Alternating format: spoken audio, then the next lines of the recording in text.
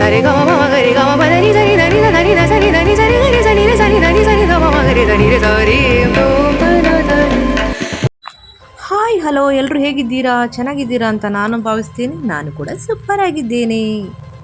ಕಾಯಿಲೆಗಳಿಂದ ದೂರವಿರಬೇಕೆ ನೀವು? ಹಾಗಿದ್ದರೆ ಇದನ್ನು ಸೇವಿಸಿ. ಯಾವುದು ಸೇವಿಸಬೇಕು? ನಲ್ಲಿಕಾಯಿಯನ್ನು ಸೇವಿಸಬೇಕು.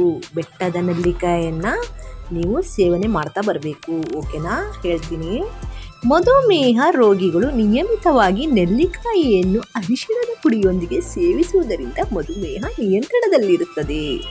ಕಿಡ್ನಿಯಲ್ಲಿ ಕಲ್ಲುಗಳನ್ನು ಹೊಂದಿದವರು ನೆಲ್ಲಿಕಾಯಿಯ ಚೂರುಗಳನ್ನು ಮೂಲಂಗಿಯ ರಸದೊಂದಿಗೆ ಸೇವಿಸುವುದರಿಂದ ಸಮಸ್ಯೆ ಕೂಡ ಪರಿಹಾರವಾಗುತ್ತೆ. ಓಕೆನಾ? ಮತ್ತು ಥಂಡಿ ಆಗೋದು, ನೆಗಡಿ, ಕೆಮ್ಮು, ಶೀತ ಇವೆಲ್ಲ ಅಲರ್ಜಿ ಇರುವವರು ಕೂಡ ಬೆಟ್ಟದ ನೆಲ್ಲಿಕಾಯಿಯನ್ನು ಸೇವನೆ ಮಾಡಬೇಕು. ನಿಮಗೆ ಖಂಡಿತವಾಗಿಯೂ ರಿಸಲ್ಟ್ ಸಿಗತ್ತೆ. ಇದು ನಾನು ಹೋದಾಗ ಡಾಕ್ಟರ್ ಸಹ ಹೇಳಿದರು, ಡೈಲಿ ನೆಲ್ಲಿಕಾಯಿ ಚೂರ್ಣವನ್ನು ತಿನ್ನಿ ಅಂತ ಹೇಳಿದರು ಅವರು. ಇವಾಗ ಎಲ್ಲಿ ರಿಲಯನ್ಸ್ ಮಾರ್ಟಲ್ಲಿ ಎಲ್ಲ ಸಿಗತ್ತೆ ಇವಾಗಲ್ಲ. ಉರಿ ಮೂತ್ರದ ಸಮಸ್ಯೆ ಇರುವವರು ನೆಲ್ಲಿಕಾಯಿಯ ರಸವನ್ನು ಜೇನುತುಪ್ಪದಲ್ಲಿ ಸೇವನೆ ಮಾಡ್ತಾ ಬರಬೇಕು. ಓಕೆನಾ? ಜೇನುತುಪ್ಪದಲ್ಲಿ ಬೆರೆಸಿ ಸೇವಿಸುವುದರಿಂದ ಉರಿ ಮೂತ್ರದ ಸಮಸ್ಯೆ ದೂರ ಮಾಡ್ಬೋದು. ಓಕೆನಾ? ಖಂಡಿತವಾಗಲೂ ಬೆಟ್ಟದ ನೆಲ್ಲಿಕಾಯಿಯನ್ನು ತಿನ್ನಿ. ಮತ್ತು ಅದಕ್ಕಷ್ಟೇ ಅಲ್ಲ, ಇನ್ನು ತುಂಬಾ ಔಷಧಿ ಗುಣಗಳಿದೆ. ನಿಮ್ಮ ಕೂದಲು ಇದು ನಿಮಗೆ ಡೈಲಿ ಚೆನ್ನಾಗಿ ಬೆಳವಣಿಗೆ ಆಗುತ್ತೆ ಮತ್ತು ಉದುರೋದು ಕಮ್ಮಿ ಆಗುತ್ತೆ. ಕೂದಲುಗಳು ಕಣ್ಣಿಗೂ ಒಳ್ಳೆಯದು, ಎಲ್ಲದಕ್ಕೂ ಒಳ್ಳೆಯದು. ನೆಲ್ಲಿಕಾಯಿ ತಿನ್ನಿ, ಆರೋಗ್ಯವಾಗಿರಿ. ಓಕೆನಾ? ಇವಾಗ ಇನ್ನೊಂದು ಬದನೆಕಾಯಿ ಸುದ್ದಿಯೊಂದಿಗೆ ನಾನು ಬರ್ತೀನಿ. ಬದನೆಕಾಯಿಯಲ್ಲಿದೆ ಆಯುರ್ವೇದದ ಗುಣಗಳು. ನಿಮಗೆ ಗೊತ್ತೇ ಇಲ್ಲ, ಅಷ್ಟೊಂದು ಆಯುರ್ವೇದ ಇದೆ ಬದನೆಕಾಯಿ. ಅದು ಬ್ಲ್ಯಾಕ್ ಬದನೆಕಾಯಲ್ಲಿ. ಓಕೆನಾ?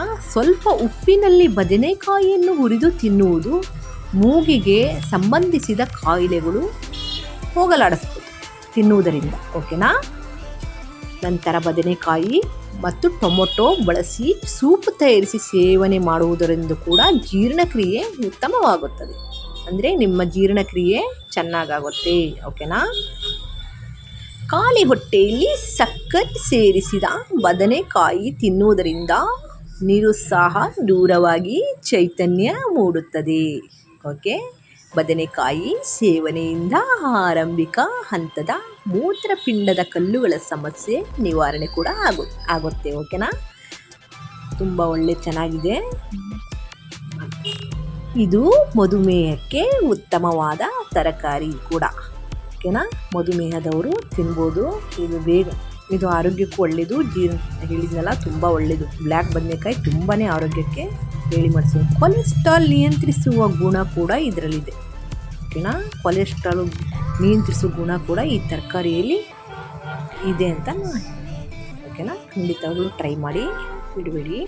ತುಂಬ ಚೆನ್ನಾಗಿದೆ ರಿಸಲ್ಟು. ಓಕೆ? ಮತ್ತೊಂದು ವಿಡಿಯೋದೊಂದಿಗೆ ಮತ್ತೆ ಸಿಗ್ತೀನಿ. ಅಲ್ಲಿ ತನಕ ಟೇಕ್ ಕೇರ್. ಬಾಯ್ ಬಾಯ್. ಬಾಯ್ ಮಸರಂಬ ಗಾದ ನಂಬಣ್ಣ ಈ ಕಾಯಕವೇ ಕೈಲಾಸ ತಿಳಿಯೋ ಎಮ್ಮೆ ತಮ್ಮಣ್ಣ.